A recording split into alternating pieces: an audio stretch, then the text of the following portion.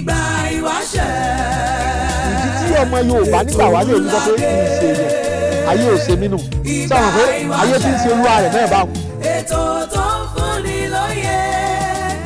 ètò tó ń sọ nípa ohun tó ti ṣẹlẹ̀ rí láyé àwọn bàbá wa. ọba tí wàá ṣẹlẹ̀ sí tá a fẹ́ kọ́ ṣẹlẹ̀ nígbà yí àbàbà wa òwe sùn jẹ́ kí wọ́n sún síwájú.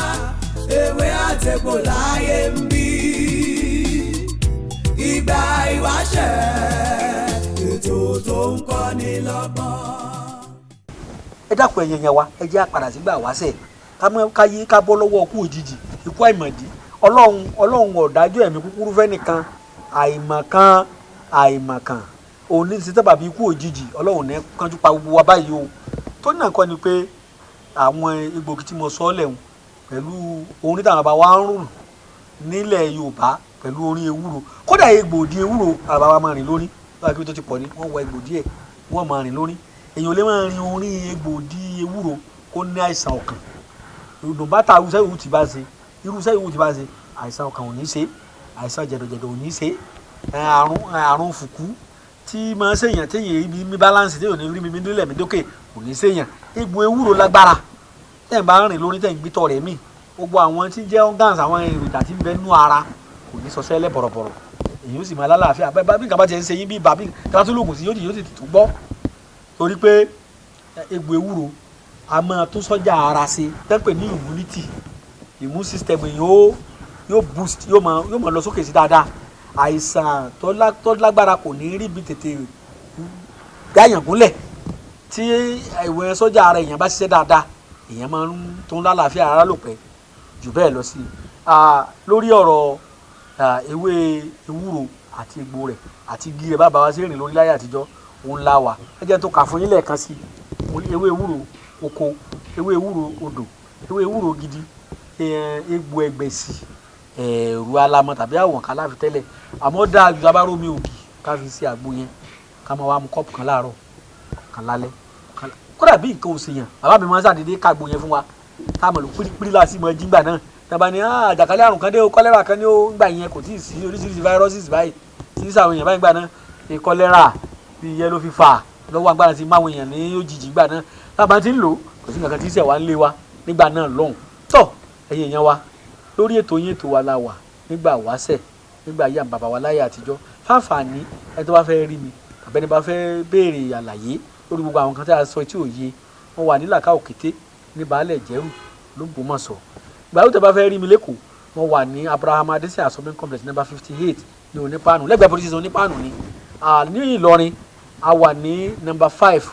Olówó Gádà shopping complex ní Táíwò Ìsàlẹ̀ a ní oríṣiríṣi àwọn product tí ẹ lè rà ní àgbàlá iléeṣẹ́ wa that is Sulawog Tradomedical International Nigeria Limited a ní àwọn bitters oríṣiríṣi èyí tí ń fọ ìdọ̀tí inú ẹ̀jẹ̀ nù èyí tí ń tọ́ àgọ́ ara ọmọkùnrin sí èyí tí ń fọ nǹkan oṣù obìnrin nù tí ó jẹ́ ó ṣe nǹkan ọmọbìnrin rẹ̀ ní wọ́ọ́rọ́wọ́ lára àwọn bitters wa yẹn wà tẹ́ pé bá lò ẹ ti bá ń wọ́ ọmọ tó bá ti lè lò Ọlọ́run sì ti pèsè ọmọ aláyọ̀ fún ọlẹ̀ ayọ̀ yọ̀ sọ nínú rẹ̀ a ní àwọn oríṣiríṣi a ní lawafin-T tó ń ṣe fún jẹ̀díjẹ̀dí tàbí ẹ̀yìn dóyàn tàbí ó tiẹ̀ ní òkú àtọ̀sí ọlọ́jọ́ pẹ́lá àbí kò tiẹ̀ lè súnmọ́ aya rẹ̀ dáadáa ni tàbí aya náà kò lè ṣe déédéé lọ́dọ̀ ọkọ rẹ̀ torí ara obìnrin náà máa ń kú díẹ̀díẹ̀ nípasẹ̀ kó ní ìpèníjà nípa àrùn kan tá à ń pè ní ìju fibroid lawafin tá à ń sọ yìí ó kópa tọ́pọ̀ ń bẹ téèyàn bá lè máa lò bẹ́ẹ̀ náà la ní sulafin tó ń ṣe fún diabetics ìtọ̀ ṣúgà péyàn ọ̀bá sì tí ní tí bá lo tí ìwà tá a ṣe torí bí tí ìlà ṣe téèyàn bá ń da ẹnu lẹ́kọ̀ọ̀kan tí ń fi ń tọ́ ara ṣe ìtọ̀ ṣúgà ó jìnnà sílùú ẹni bẹ́ẹ̀ téèyàn bá ti wá ní òògùn iná làá lò títọ̀ ṣúgà ó fi lọ tí ó dàgbére fún yàn ṣùgbọ́n ó ní bá a ti lò fún treatment ó ní bá a ṣe é lò fún ìdáàbòbò tá a bá fẹ́ lò fún ìtọ́jú ọ̀tọ̀ tá a bá fẹ́ lò fún ìdáàbòbò ọ̀tọ̀ bẹ́ẹ̀ náà ni apasi hypertension controller apasi yìí tẹ́ ẹ bá lò kò ní nípèníjà pẹ̀lú àrùn ọkàn kankan tí wulẹ̀ ọmọ ọkàn ló pèpè ní heart palpitation ní ẹ̀jẹ̀ ńlọlẹ̀ ńlọkè àbò olóòjù ní sí yìí ń bẹ̀ à ń pè ní hypasi àti níbi tí ìlẹ́jẹ̀ wọn náà ṣe tọ́jú ó tún ṣe dáàbòbò bá a ti ṣe lọ́kọ̀ọ̀kan. tí nǹkan ti wọ̀lú o. Lawafin tea. ó dára lára ọkùnrin. Lawafin tea. ó dára lára obìnrin. Lawafin tea. jẹ̀díjẹ̀dí àkùrá. Lawafin tea. ara tí ń ṣiṣẹ́ òòjọ́ tó tún jẹ́ dídùn àmójútó lára òun pè fún ẹ má wò ó níran. àfi ká tọ́jú àràkàrà òun ọmọ gbàbọ̀dé. ìdí nìyí tá a fi ṣe Lawafin tea ìgbàlódé ọkọ jẹ̀díjẹ̀dí tí ì ti fọ gbogbo gẹ̀dẹ̀gẹ̀dẹ̀ ara àlàáfíà ní fi rọ́pò gùdẹ̀gùdẹ̀. Lawafin tea tí ì tó gbajúmọ̀ kiri àgbáyé. tòyìnbó kaláwọ̀ dúdú ní gbádùn Lawafin tea. bẹ́ẹ̀ ni ìwọ pàágbó òmìnira kúrò lọ́wọ́ jẹ̀díjẹ̀dí máa mú Lawafin tea nígbà gbogbo. NAFDAC ti jà ló ń tẹ̀. dàṣẹ́nu kọ́ mú mi tọ̀. bẹ́ẹ̀ ni onígbà kan bó sanlẹ̀ bó ṣojú mọ́mọ́. ó wà ní gbogbo ilé ìtajà oògùn kárí gbogbo Nàìjíríà. Sulawok Nigeria Limited ló ń ṣe tíì ọkọ jẹ̀dí. Lawafin tea àwọn tó ti ń lò ó jẹ́ fi ṣeré. ẹwà ó sì jẹ́ jáde lára wọn. ìwọ náà máa mú Lawafin tea lásìkò àsìkò. iléeṣẹ́ wọn wà ní Ẹgbẹ̀jí Aláwọ̀yè villa làkà òkété baálẹ̀ Ìjẹ̀bú Ògbómọ̀ṣọ́. nọ́mbà 57 Abraham Adesanya shopping complex onípaànù bus stop behind police station ìlú Èkó. telephone 080 20 40 59 54. ẹ̀rọ ìbánisọ̀rọ̀ tẹ́lẹ̀ pè mí sí nígbà yóò tó bá fẹ́ pè mí ó ní 080 335 80664 ẹgbọ́ lẹ́ẹ̀kan sí 080 335 80664 zé nọ́mbà tẹ́lẹ̀ pè mí sí ní 080 20 40 59 54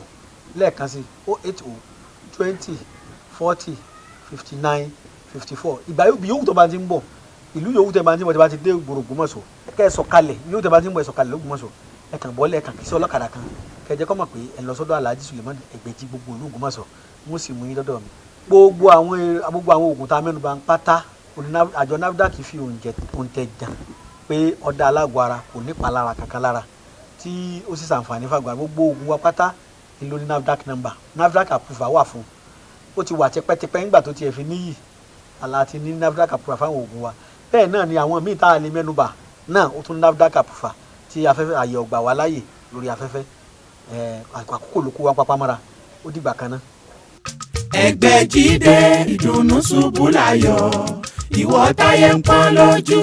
májànsẹ́ mọ́lẹ̀ mọ́ ọ̀nà àbáyọ rẹ̀ ti wà lọ́dọ̀ Alhaji Sulaimanu Ẹgbẹ́jí Elédùà àṣetì ẹ̀. iná ti di ọlọ́jà pẹ̀kọ́rọ̀ kánú oko òjò kàtàkàtà wọ̀ ló ti bá wọn rẹ́yìn ọ̀gbẹ́lẹ̀ Alhaji Sulaimanu Ẹgbẹ́jí gbogbo l'Ògbómọ̀ṣọ́ ojúlówó oníṣègùn ìbílẹ̀ dé ti bélégbodò tẹ́ múyẹ́múyẹ́ agẹ̀sìnjáwé ọ̀dọ́sọ̀ọ̀gùn olóògùn kàǹkàtì kanakana orí ẹ̀ ń fò rákínrákín àgbègbè bẹ̀ ń fò rágàjìgì oníṣègùn ìbílẹ̀ ju oníṣègùn ìbílẹ̀ lọ ìwọ tíṣẹ̀ rí ò lọ déédéé ìwọ tá ìsàn kan dà láàmú nù àgọ́ ara ìwọ tó ń fọwọ́ sùn nù kiri gbígbẹ ìwọ tó ń ní ìjákulẹ̀ ìwọ tó fẹ́ lọ lóyìnbó tó rọ́nà lọ ìwọ tó rí lẹ́kọ́ ìwọ tó rí nǹkan rẹ̀ ṣe rí kàn sí Alhaji Sulaimanu Ẹgbẹ́jí gbogbo l'Ògbómọ̀ṣọ́ ẹlẹ́yinjú àánú tí bá ní bẹ́lúwa ẹlẹ́yinjú oore tí mẹ́tutù àwọn àgbà Alhaji Sulaimanu Ẹgbẹ́jí ẹ lè pè wọ́n sórí nọ́mbà yìí 08033 580664 Alhaji Sulaimanu Ẹgbẹ́jí ẹni kọ̀pẹ́ ìgbàgẹ̀rẹ̀ ní òru ẹni kọ́lé ológbojò ní òtún mọ́.